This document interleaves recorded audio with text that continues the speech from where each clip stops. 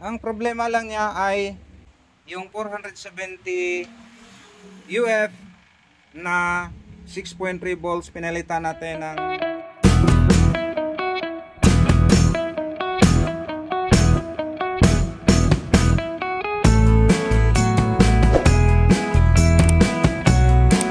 welcome back mga ka-difficulties. May gagawin tayo uli, panibagong araw.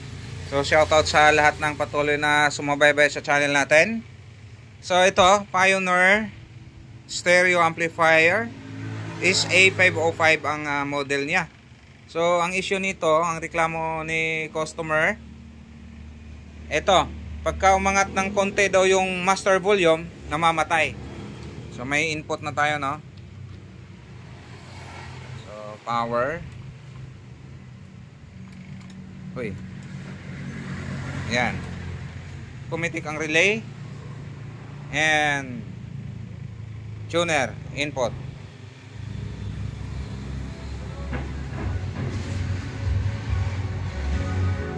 Ayun. Nawala. Nabilaukan. Ayun. Ayun.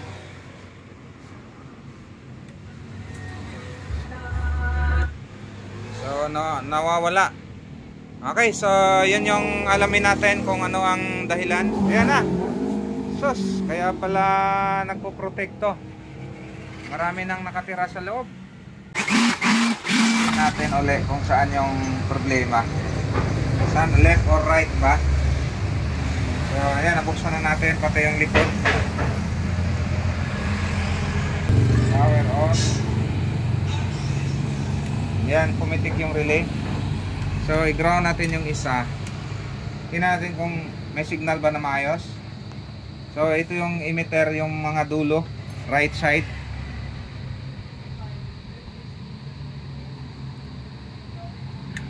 Yan o, pumipitik yung relay. Yan, mga pivot din siya. Check natin yung kabilang side.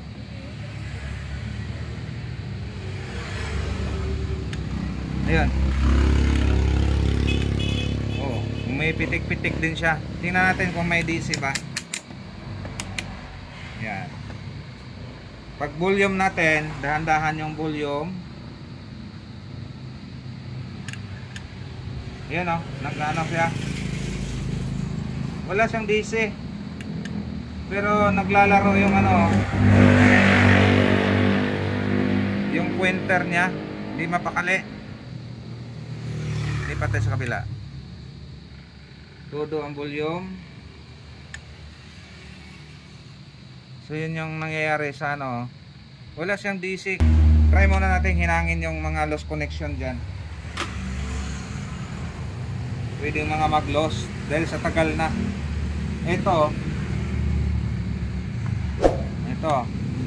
bitak yan. Bukan natin hinangin. Okay, update tayo sa ginawa natin. Nilinis na natin to. Kinuskos natin posibleng may mga leaky. Pero as is wala pa rin nangyari. So pag nag volume natin ng mataas, nagpo-protect agad yung relay. Pero napansin natin, walang DC lumalabas dyan. Sinubok na natin yung left na may load, ganon pa rin. Yung kabila, ganon pa rin. So ginawa natin, hininang natin yung mga naglo-loss. So wala pa rin tayong nakikitang pagbabago. So hininang na natin yung mga posibleng nagbitak dyan. Inunahan na natin the same issue. So wala pa rin pagbabago. Kaya kung ganito na ang nangyayari ay both sides nagkakaroon ng problema pagka tinodo natin yung volume, possibility na walang problema sa power amp nito. Maaaring sa circuit ng relay or doon sa preamp side. So subukan muna nating i-check yung mga capacitor bago tayo gumawa ng mga ibang hakbang pa. So dahil ito medyo may kalumaan na, check natin yung mga capacitor dito. Itong mga to, yung mga yan. So titingnan natin kung may mga laman pa ba yan. So para magiging madali yung pag-check natin dyan, tulad nito, yung main filter, check natin kung may laman pa yan gamit ang ESR meter. Iyan. So, para kitang-kita. So, gamit tayo ng ESR meter. Shout out kay Coreal TV. Medyo naluma na ng konti. Ang sponsorship mo, master. Yan. So, ESR meter. So, unahin natin yung main filter, capacitor. So, check muna natin kung may laman pa yan. Mamaya, wow, mali tayo dyan.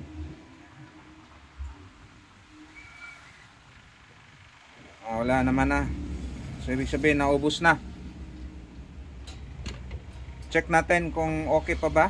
May resistance pa ba to? Okay, good na good pa siya. Ito, yun. Tapos yung mga capacitor dito, check natin kung ano yung mga capacitor na sunod na i-check natin. Yan. So itong mga to, 1, 2, 3, 4. Test natin yan. Wala kasing tanda dito sa likod, kaya kakapain natin. So, ito capacitor to eh. Yun, ayun, meron. Okay. Sa side na to. Yun, okay pa yan. Ito. Okay pa. So, side na to, ito. Yun. Okay pa, ayos pa. Dito sa kabilang side, sa may relay, try natin yung side ng relay. Ito. So may 1, 2, 3, 4. So may 4 dyan. Usual yan, filter ng supply yan, or filter doon sa pinaka-control ng relay natin. So check natin. Yung dalawa, nasaan na yon? Ito yata, ito. Lipat nga natin to. Ayan, para kita. Meron pa siya, maliit lang naman to. Maliit lang din ang palo. Tapos ito. Ayun, okay pa. Tapos ito. Meron. Tapos ito. Wala. Oh. Ano to? Wala. Tingnan natin to kung ano yan. Magkatapat eh. Dalawa yan eh. 1, 2. Ito, magkatapat din sila. Tingnan natin kung ano to. Yun. Ito yung isa. Dalawang malaki yan eh. Ito yung walang palo. Tingnan natin. Bakit walang palo yan? Tanggalin nga natin.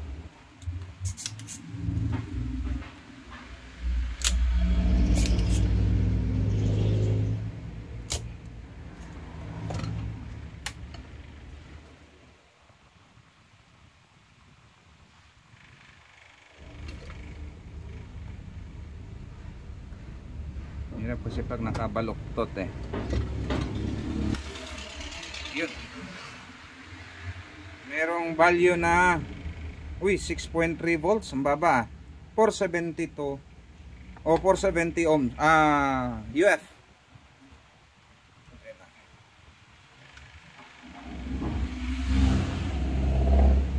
Yun oh.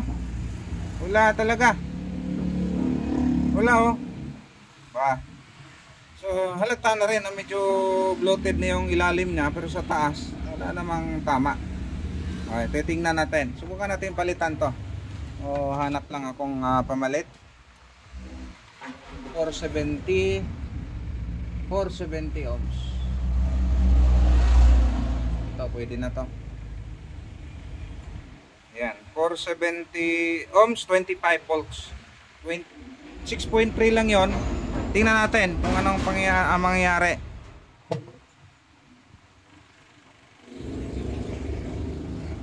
maikli kasi yung paa kaya hindi ma-shoot. Ayun.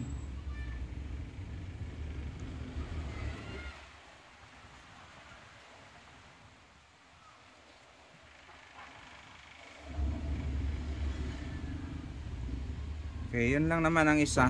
So, sa circuit siya ng relay. So, filter siguro yan. Testing natin. Check natin kung may pagbabago ba. Okay, so, ayan na. Testing natin. Power. Yun, umitik ang relay. Volume. Yun.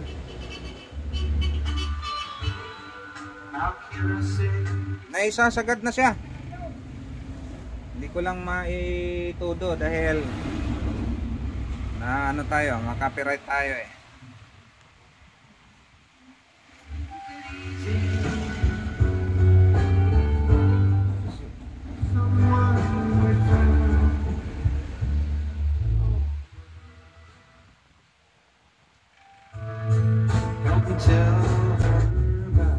Okay, so yun lang. Ang problema lang niya ay saan na yun? Yung 470 UF na 6.3 volts pinalitan natin ng medyo malaki. Ang ito yung napansin natin dito sa may ano niya, sa may filter sa circuit ng speaker protect relay.